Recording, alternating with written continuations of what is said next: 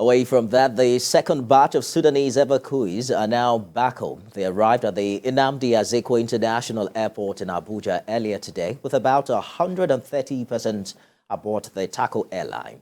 The returnees were received by government officials and others, and it could be recalled that the first batch of returnees arrived just before midnight on Wednesday, as the federal government says the next batch are also being screened in Egypt. For more on the efforts of government in rescuing all Nigerians residing in the war-torn Sudan, we have Muyo Thomas Hutchman following development since the time this news broke. Muyo standing by for us in Abuja. Muyo, what's the number that we have right now in the country? Okay, so plus the 376 that arrived on Wednesday, today 130 arrived via the Tarco aviation, that is the Sudanese aviation operations, and they were received here at Nnamdi Azikiwe Airport. 130 of them, 128 females and 2 males, all students that were stuck at the Port Sudan side of the border. Talks about efforts of government to ensure that the other people left in Sudan are returned home. Do we have an idea of the figure now? At the port of Sudan, we have like 1,700 originally, but 130, removing 130 from that is about 1,570. And then at the Egyptian side, we were told that there's still about 800 of them that's still there. And from what the PAMSEC said, evacuation of the people, there's already 2 aircraft on ground at Aswan ready to pick them up. They had some glitches where 2 students that didn't have a travel certificate had to cost a delay. They would have been here today, but then we've been told that all that has been cleared and tomorrow they will be here. So in the next 12 hours we are expecting arrival of from the port of Sudan about 800 plus, and then from Aswan, about 800 plus, and then from the port of Sudan, or further aircraft to also bring them. But then when we talk about this whole crisis, there's a group that really felt the brunt of it. That is the parents that had children there, to the point that they had to come together to form a forum. And I have with me one of them who is the secretary of the forum, and she'll be talking to us about what they experienced. Hajia Asmau is the secretary. Thank you very much for joining us on tonight's news at TVC. Can you please explain to us, as a parent, what role did your forum play to ensure this evacuation is a success so far? Wow, Alhamdulillah. Before we start, we have to thank Almighty Allah for bringing back our children safely. We expect more of them to come back. As parents, we came together to support each other. We really support each other because this is a trying time. Everybody was tense. We're all worried as parents. But at the end of the day, we came together, we formed a forum. We have more than 2,000 participants in our forum. We support each other. We advise each other. We calm our children down. We advise them.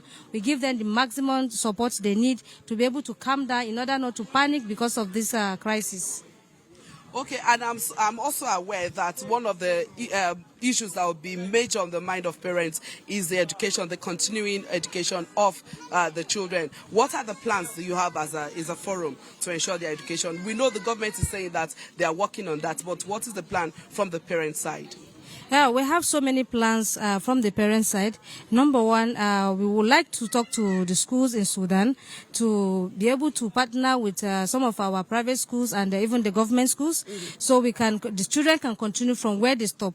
By partnering together, it will bring ease for our children to continue their studies without having to go through difficulties.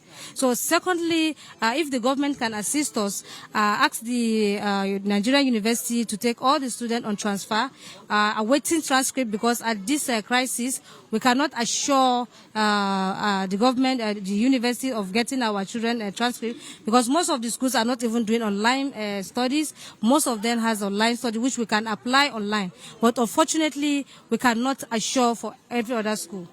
So I think we have that plan, and many more plan is coming. We have Dr. Aisha Yusuf that has more of what we want to do, and when we are ready, we'll give you more details. But this is just small out of what we are thinking of doing.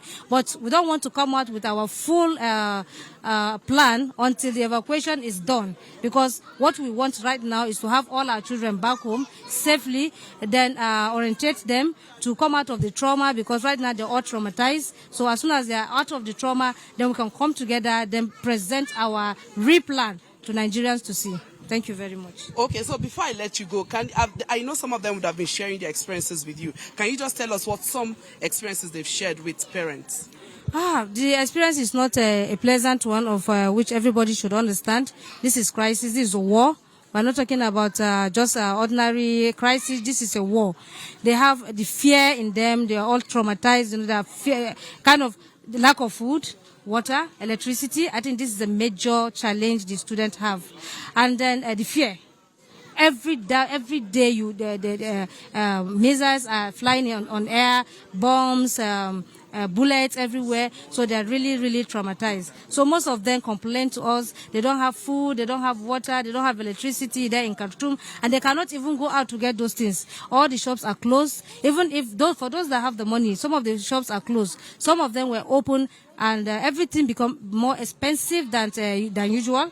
So we thank God everybody is coming back, and we hope that the government will bring them back. And I would like to thank the federal government and every other person that played a key role in bringing back our children.